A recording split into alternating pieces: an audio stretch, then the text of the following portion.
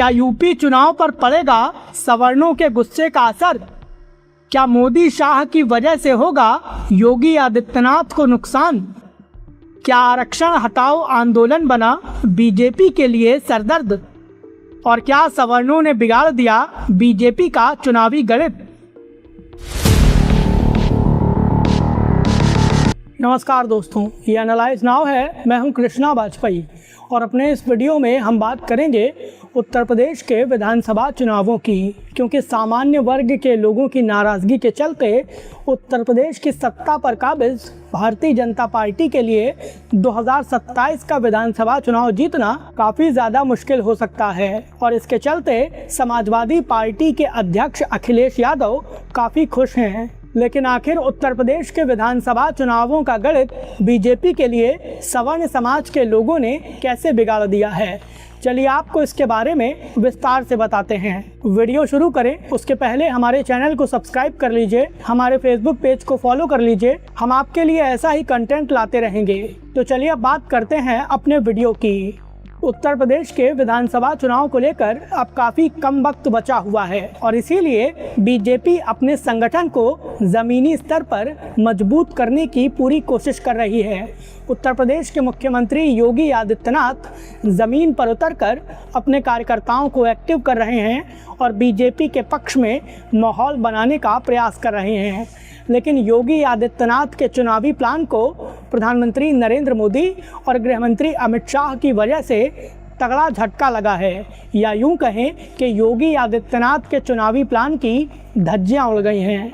मोदी शाह ने विपक्षी दलों की जातीय राजनीति को काउंटर करने के लिए जो जातीय दांव चला था वो आज के वक्त में बीजेपी पर ही भारी पड़ रहा है, जिसका अंजाम आरक्षण हटाओ आंदोलन है। दरअसल 21 अगस्त 2026 के बाद से दिल्ली के जंतर मंतर पर आरक्षण हटाओ आंदोलन के बैनर तले सवर्ण समाज के लोग लगातार विरोध प्रदर्शन करने आ रहे हैं और इसके चलते जंतर मंतर पर आरक्षण को लेकर एक बड़ा मूवमेंट शुरू हो गया है। अब यह बात तो आप भी जानते हैं कि आरक्षण वो मुद्दा है जिस पर कोई भी पार्टी खुलकर कुछ भी कहने से बचती नजर आती है और इसीलिए सवर्ण समाज के आंदोलन को दिल्ली पुलिस ने दबाने की पूरी कोशिश की। दिल्ली पुलिस ने आंदोलनकारियों पर बल का काफ़ी ज़्यादा प्रयोग किया, जिसके चलते आंदोलनकारी सामान्य वर्ग के लोग दिल्ली पुलिस और गृहमंत्री अमित शाह की नीतियों के खिलाफ और ज़्यादा आक्रामक हो गए हैं और प्रधानमंत्री नरेंद्र मोदी से लेकर बीजेपी की सरकारों की तीखी आलोचना कर रहे हैं। अब ऐसा नहीं है कि आरक्षण हटाओ आंदोलन का ये मुद्दा अचानक उठा है, बल्कि इसके पीछे कथित तौर पर प्रधानमंत्री नरेंद्र मोदी और गृहमंत्री अमित शाह की जातिवादी राजनीति की गलतियां हैं, जिसके केंद्र में यूजीसी के शिक्षण संस्थानों वाले नियम हैं। जनवरी 2026 में यूजीसी ने शिक्षण संस्थानों में जातिगत भेदभाव रोकने के नाम पर इक्विटी के जो नए नियम जारी किए थे उसको लेकर सबसे ज़्यादा विरोध प्रदर्शन हुए थे और उसी मुद्दे के चलते सवर्ण समाज के लोगों ने सड़क पर उतरकर बीजेपी की नीतियों का जमकर विरोध किया था। और जब ये मामला सुप्रीम कोर्ट पहुंचा था तो सुप्रीम कोर्ट ने यूजीसी के नए नियमों को पूरी तरह से असंवैधानिक बताते हुए इनको लागू होने से रोक लगा दी थी। जब सुप्रीम कोर्ट ने यूजीसी के नए नियमों को पूरी तरह से असंवैधानिक बताया था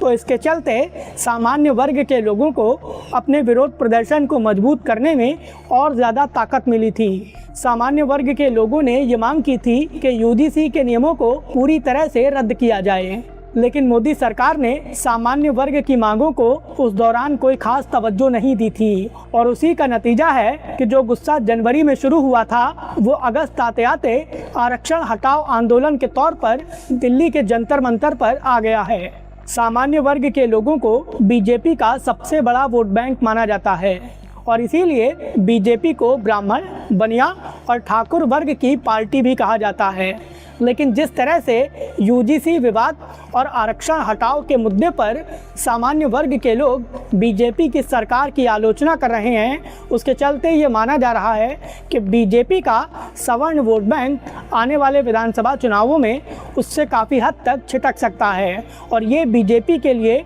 एक बहुत बड़ी समस्या बन गया है। बीजेपी को भी ये बात अच्छे से पता है कि अगर सामान्य वर्ग का वोट बैंक उसके हाथ से ज़रा सा भी छिटका तो उसके लिए सत्ता पर काबिज होना काफ़ी ज़्यादा मुश्किल हो जाएगा। और बीजेपी का ये डर बिहार की बांकीपुर विधानसभा सीट पर हाल ही में हुए उपचुनावों में सही साबित हुआ है। बांकीपुर विधानसभा क्षेत्र में सामान्य वर्ग के लोगों की आबादी करीब 35% तक है, लेकिन इस सीट पर बीजेपी को करारी हार का सामना करना पड़ा है। बांकीपुर क्षेत्र के सवर्ण समाज के लोगों ने यूजीसी के नए नियमों का काफ़ी हद तक विरोध किया था और बीजेपी की तीखी आलोचना की थी। बांकीपुर वही विधानसभा सीट है जहां से बीजेपी के वर्तमान राष्ट्रीय अध्यक्ष नितिन नवीन विधायक थे। नितिन नवीन ने जब ये सीट छोड़ी थी और वो राज्यसभा गए थे तो इस सीट पर उपचुनाव हुए थे और बांकीपुर की सीट पर बीजेपी की हार ने और प्रशांत किशोर की जीत ने सीधे तौर पर